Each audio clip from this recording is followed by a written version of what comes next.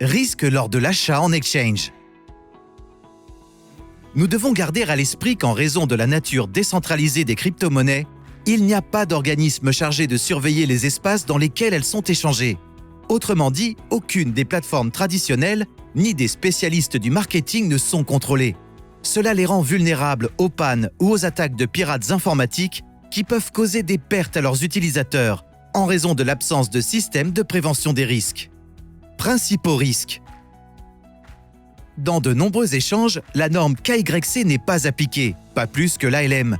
Cela signifie que les transactions effectuées sur les plateformes sont anonymes et que la contrepartie n'est pas vraiment connue.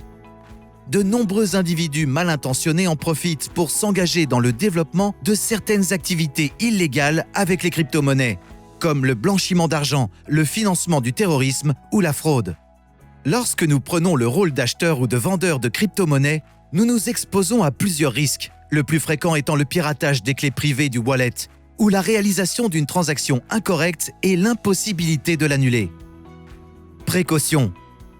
Avant de faire confiance à un exchange, il est nécessaire de faire un peu de recherche à son sujet, de vérifier les options de sécurité qu'il nous offre et de revoir l'avis de ses utilisateurs.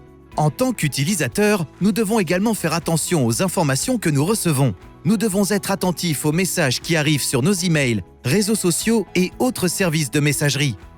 Car nous y trouvons parfois des liens qui annoncent des pages d'échange, mais ceux-ci se redirigent vers des pages dédiées à la capture de nos informations personnelles et les données de notre wallet.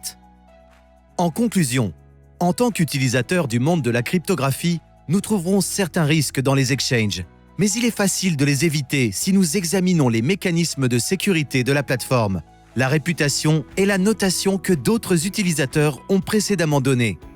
Tout comme dans le monde financier conventionnel, nous devons nous méfier des liens et ne pas donner nos clés privées. Rendez-vous sur le sujet suivant.